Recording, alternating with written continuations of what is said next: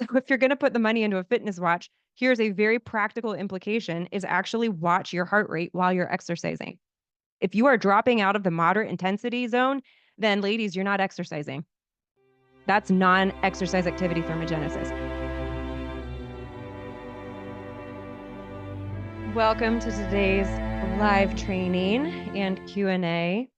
Hope you guys are having an amazing Tuesday. We had off today. The kids had off. My husband took off. So we walked to a local coffee shop and got breakfast sandwiches. It felt good to get the fresh air, sunshine. We keep telling our kids walking is good. Some of them are okay with it. Others not as much. I don't know about your family, but sometimes walking can be a challenge. And then I remind my children that there are kids around the world biking 30 minutes to school or walking 30 minutes to school just to get there. So the fact that we're walking to get breakfast sandwiches is no big deal, but it can be tough. So get out there, get your walk in, get some exercise. I'm trying to do better about that for my family. Or else it's amazing, even how much we prioritize fitness, how sedentary we can be, my family included.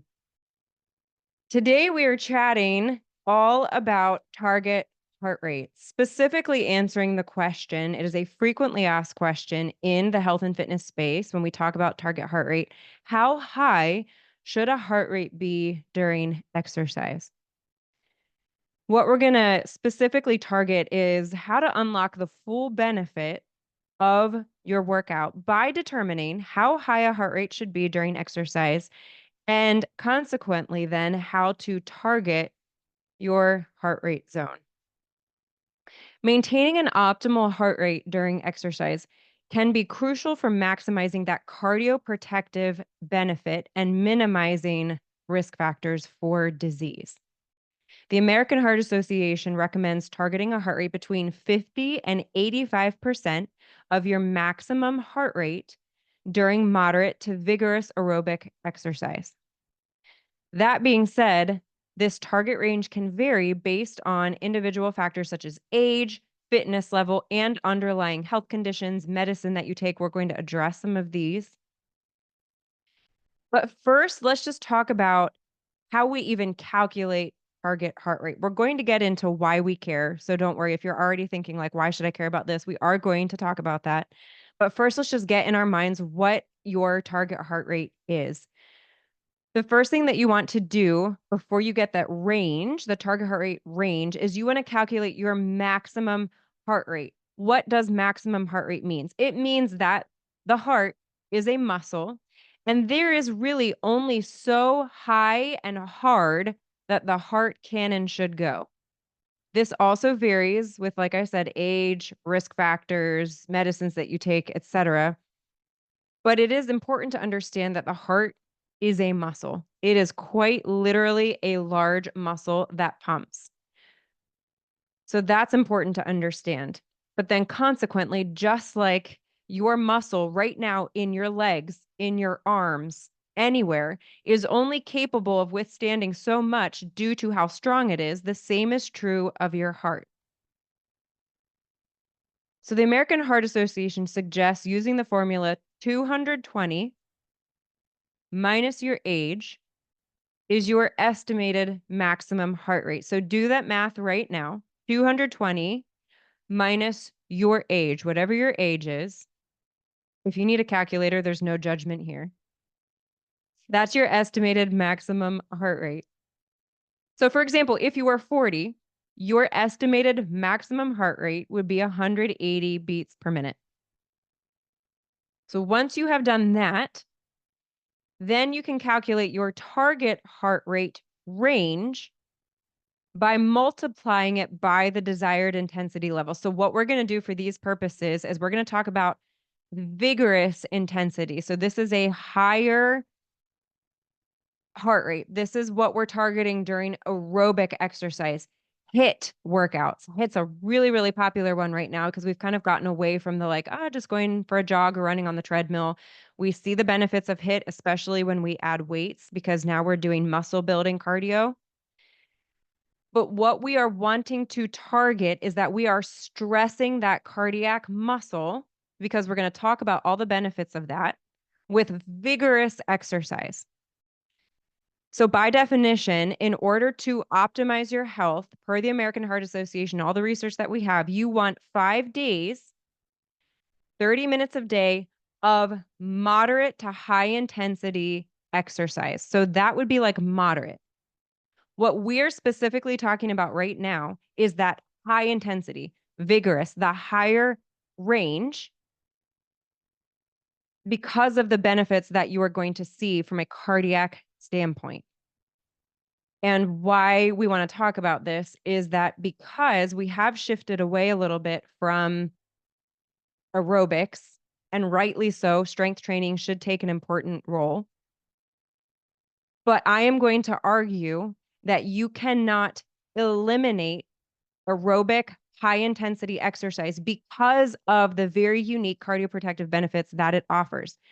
The difference is it doesn't need to be all 5 days. In fact, it shouldn't be all 5 days of your exercise. So vigorous intensity is 70 to 85% of your maximum heart rate. The American Heart Association has a graph that breaks all of this down. If you just want the easy button to determine what your range is. So for those of us that are here, many of us are going to span this range. So 30 years is going to be 95 to 162 is going to be that moderate to vigorous. 40 is like 90 to 153. Now, again, this is the moderate to vigorous. So if 180 is my max, we can go up to 180. So I'm 38, so I'm just rounding up to 40. 45 years, 88 to 149, 179, 175 average maximum heart rate. There's going to be a blog post coming out if you just want this graph. So you're going to have access to that. Keep an eye on your email. I think it's scheduled to post in 2 weeks, but you'll have this information. But if you want to actually do the math, then what you are going to do is you are going to take your maximum heart rate. So if you're 40 years old, that's 180, and you are going to multiply it by 0.85.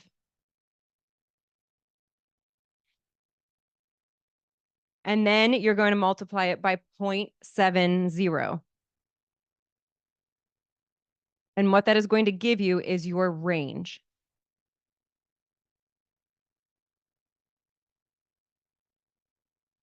So why does determining your target heart rate matter? And again, this is specifically talking about that higher intensity. Well, it makes the difference because we want to understand how to apply it to the ways that our body is fueling with energy. So it concerns the differing health benefits between non-exercise activity thermogenesis and exercise activity thermogenesis. And then to break it down even further, under exercise activity thermogenesis, we're talking about moderate intensity exercise to high intensity exercise. And in case you've never realized what the definition of that is, it has everything to do with your heart rate. When someone says moderate intensity, that is directly correlated to how high your heart rate is during that workout. It doesn't mean how hard it is, it's how intense it is for your heart versus high intensity or vigorous. So a quick recap in case you have not heard this before or you missed this training. The difference between NEAT and EAT. I cannot reiterate this enough. They're the two main components of daily energy expenditure related to physical activity.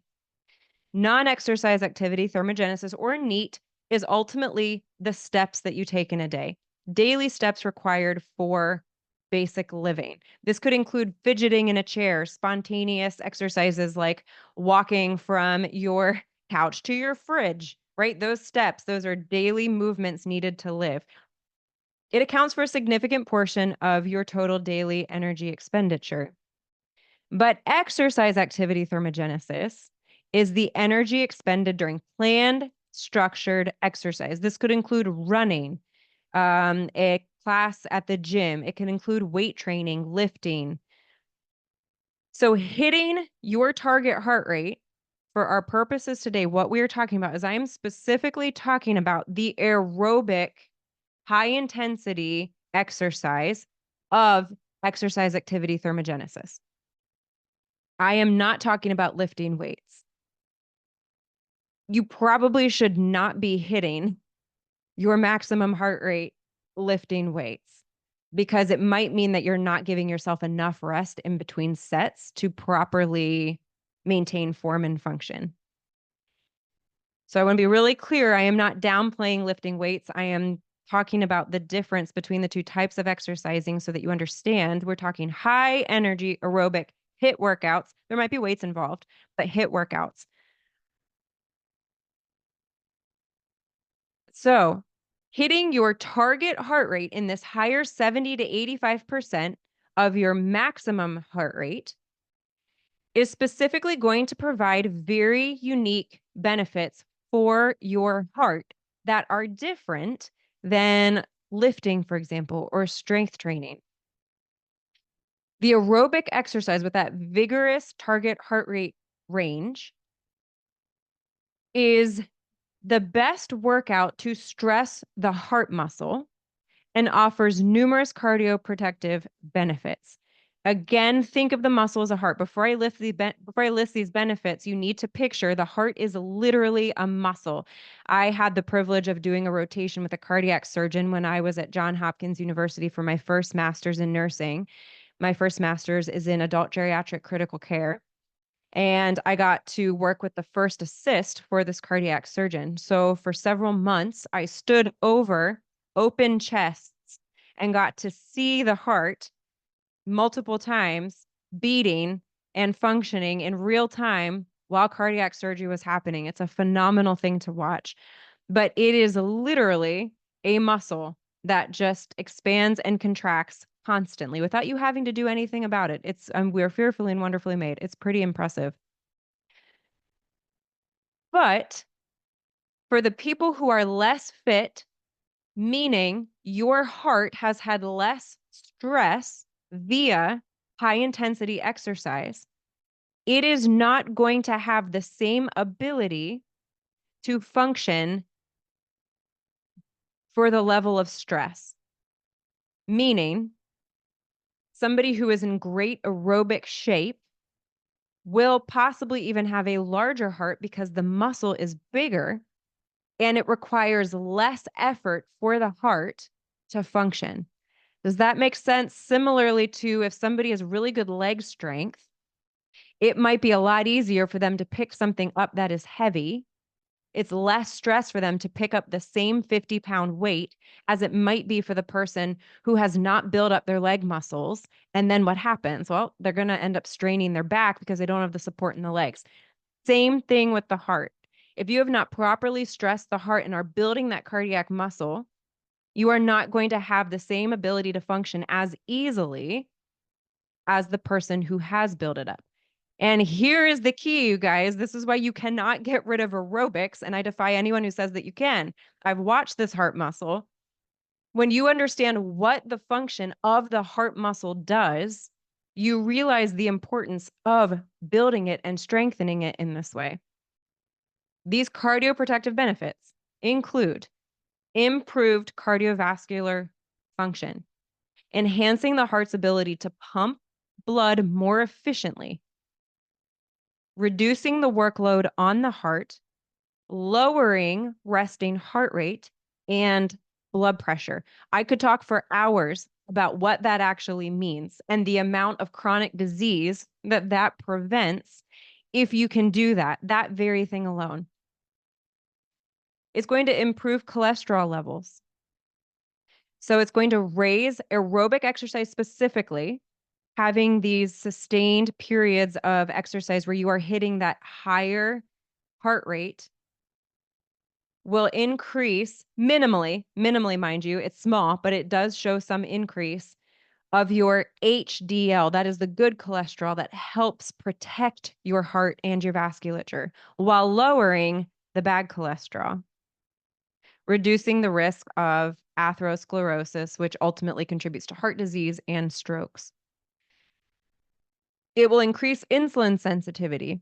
So higher target heart rate exercise improves the body's ability to use insulin effectively, lowering the risk of type 2 diabetes, which is a significant risk factor for multiple diseases, especially cardiovascular disease.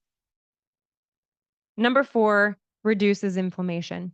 Aerobic exercise has anti-inflammatory effects, which can help prevent the development and progression of, again, atherosclerosis and other cardiovascular conditions. Now, some people might be saying or thinking, well, won't other forms of exercise do the same thing? Yes, they can, and they do it in different ways. Everyone here knows I am a huge fan of strength training. We need to be lifting weights.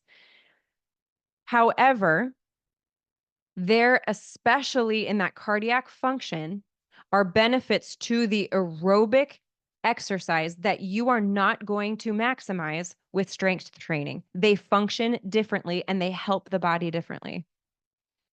So, yes, strength training, other forms of exercise will help offer benefits in these same ways, but not to the same extent as this aerobic exercise, specifically when we talk about cardiovascular function. So, what are a couple factors affecting target heart rate? Because some of these might apply to you. The American Heart Association's target heart rate range is a general guideline, and there are factors that can influence your optimal heart rate during exercise.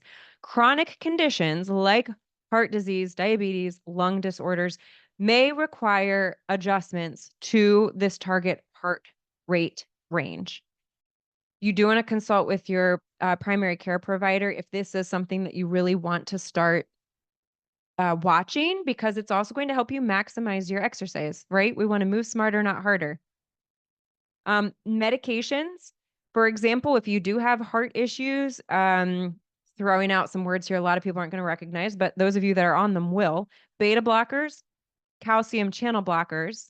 For those of you that might have heart conditions or high blood pressure, those might ring a bell. That will change your baseline heart rate. And so your target heart rate might be slightly lower because you are chemically inducing a lower heart rate at rest with these medicines. Fitness level. This is really important to understand. If you are at a lower cardiovascular fitness level, and listen, I'm looking at some of you ladies who have gotten hardcore into strength training, but have eliminated cardio from your workouts. You might be strong muscularly,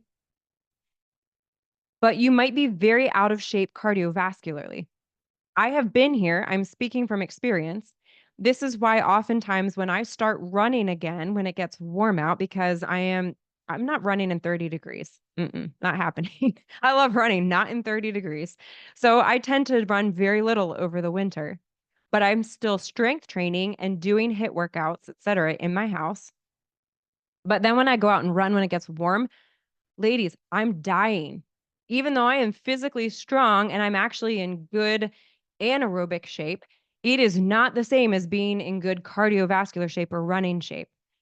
So, for any of you who have experienced that, you have actually experienced exactly what I'm talking about here.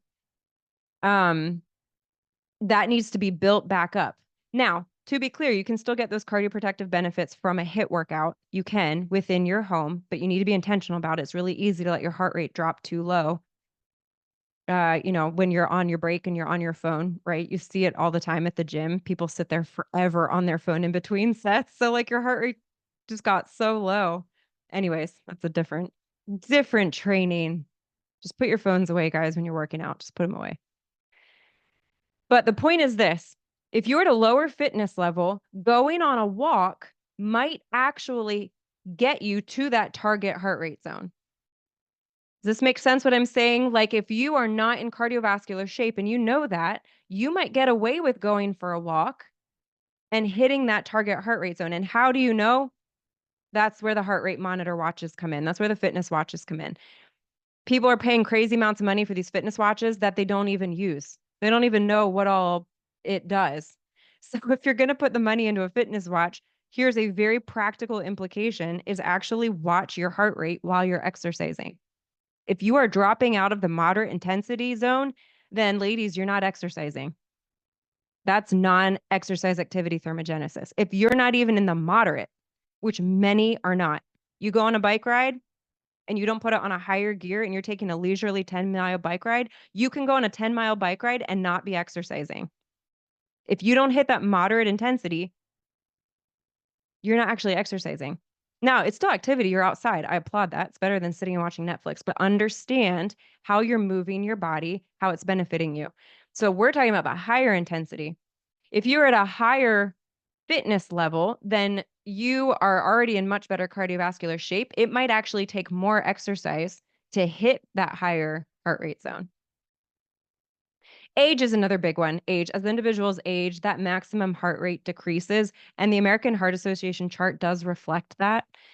So, you're going to want to adjust that range accordingly, especially if you're on beta blockers, calcium channel blockers, and certain medicines.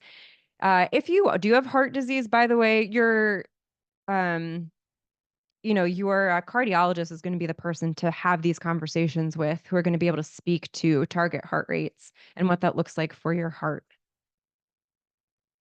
So you've done the math, you've written down your maximum heart rate. You've written down that 70 to 85% target heart rate zone for high intensity. What do you do with these numbers? And how often are you trying to hit these? You want to exercise within this range approximately 2 days a week. If I could give you the most ideal exercise schedule, this is what we do at Early Morning Habit. Some of you might have not have thought about that, but this is what we do. And this is true for a lot of exercise programs. They might not be able to say why they do it. But this is actually the ideal balance is 2 days a week of cardio exercise, high intensity or hit. But the way to actually monitor if you are benefiting from this is by wearing that watch. When you are actively in your hit set and your exercise, you should be in that 70 to 85% range. If you're not, then girl, you need to push it a little harder. So hit by definition is interval training.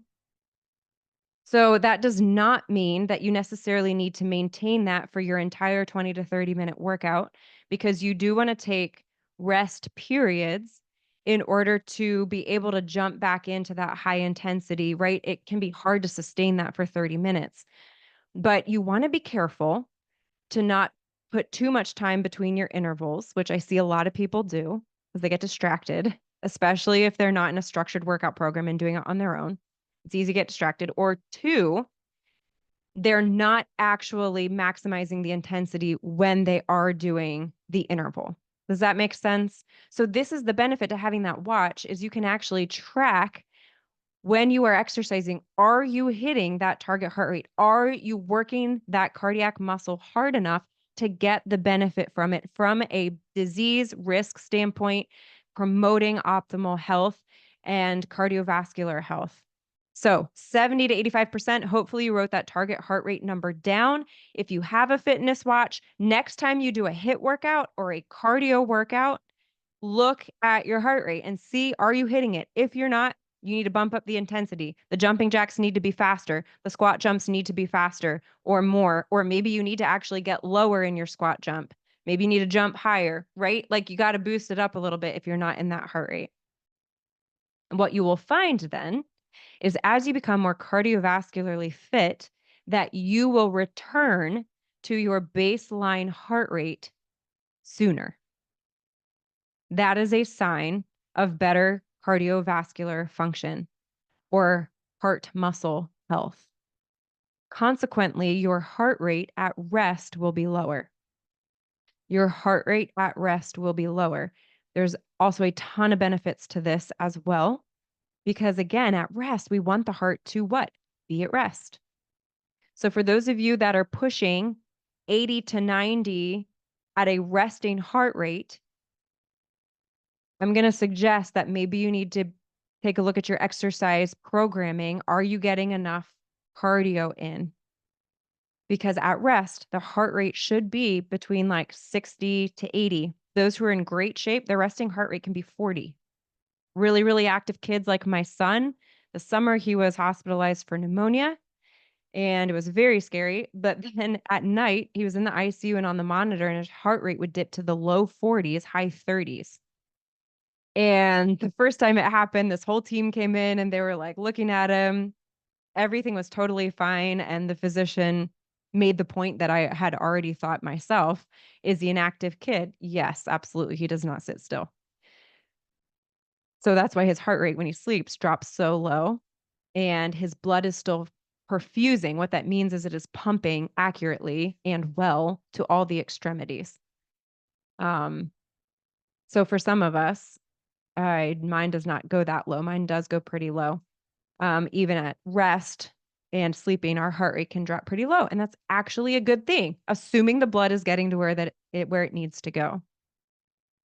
So tracking your heart rate is a great way to maximize the benefits of aerobic exercise, high intensity exercise per the heart rate definition, and ensure you're training at the optimal intensity based on your individual needs. Like I said, you want to be aiming for these higher heart rate zones twice a week through exercise such as HIIT, running, speed walking, walking if you're at a lower fitness level, biking. You can be adding weights to these HIIT trainings. I'm not saying there's no weights, but here is a tip. They should probably be lower. They should probably be lower because it is really hard to get that heart rate really high when you're lifting heavy because you should not be moving as fast. Does this make sense? When you are lifting heavy weights, you want it to be slow and controlled, or you're going to pull something and you are going to have suboptimal form. So when you are doing a HIIT workout and your instructor says pick up the weights, be very mindful that the goal of that is not to significantly hypertrophy peripheral muscle for a HIIT workout. It is actually the cardiac muscle that you are targeting during HIIT workouts. So when you pick up the weight, you actually want it to be a little bit lighter. Yes, you can add that extra stress for the peripheral muscles, but it is with the intent to stress the cardiac muscle. Does that make sense?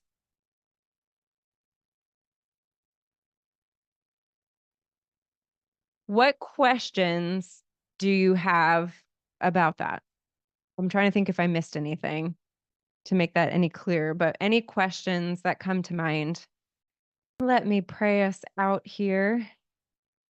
Pray for our week.